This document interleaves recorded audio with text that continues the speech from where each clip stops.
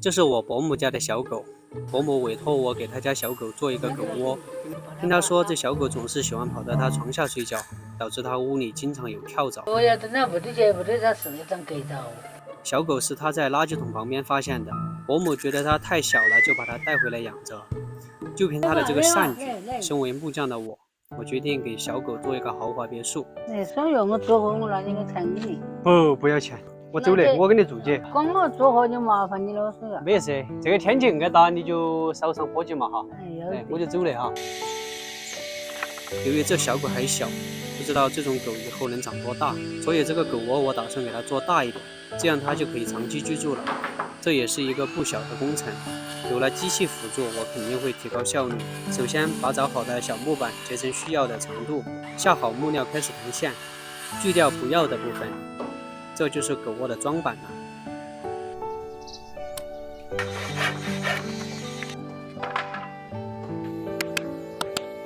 柱子，由于做的是榫卯结构，这4根柱子的榫眼我打了1个多小时，用钉子的话那肯定要快很多，想要牢固那还得用榫卯结构。顺便把之前画的线刨掉，这样更干净，后面打磨也更加轻松。把打好榫眼的柱子连接起来，组装也是有技巧，不能太用力，不然就会崩裂掉。用做好的木板一块块装在柱子的凹槽里，木板与木板之间稍微留一点小缝隙，以便于通风透气。在这个炎热的夏天，里面就会更加的凉爽。冬天可以把木板往下面敲一点，木板合拢，这样冬天就不会太冷。在做狗窝之前，我给我家很多小成员都做过房子，给小鸟做过很多鸟房，让它们有了栖息之地。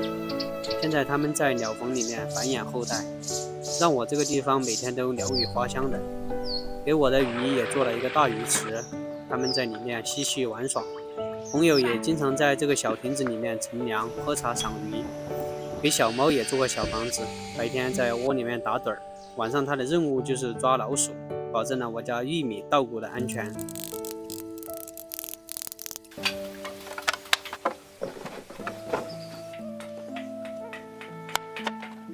把木板做好以后，开始制作狗屋的小门，用曲线锯锯出门的弧形。我做的这个门其实和我家住的房子的门是一样的做法，只是把它缩小了几十倍。其实狗窝的这个门可以不做的，大多数狗窝是没有门。可能大家觉得有些画蛇添足，因为小狗也不知道自己关门开门。我自己认为农村还是有这个必要的。小狗不在里面的时候可以把门关上，里面也会更加的干净，而且这个门也可以给狗窝增加一个亮点。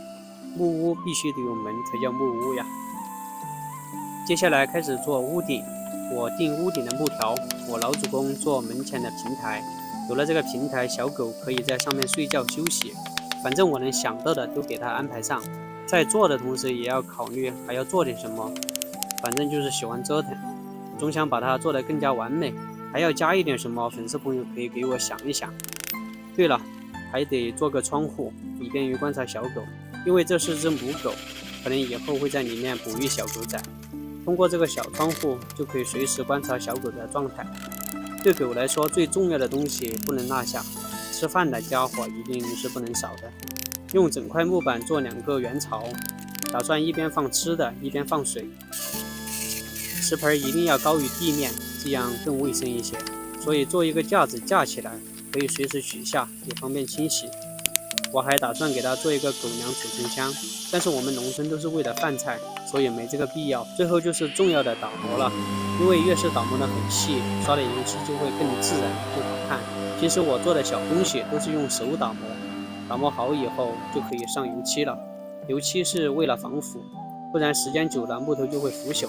等晾干2天，小狗就可以入住了。小狗的豪宅也做好了，我们看看它喜不喜欢。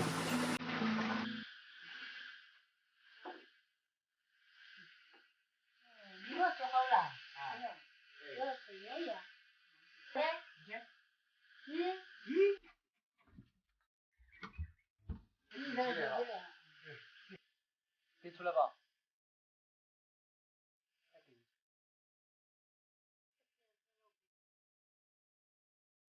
姐姐。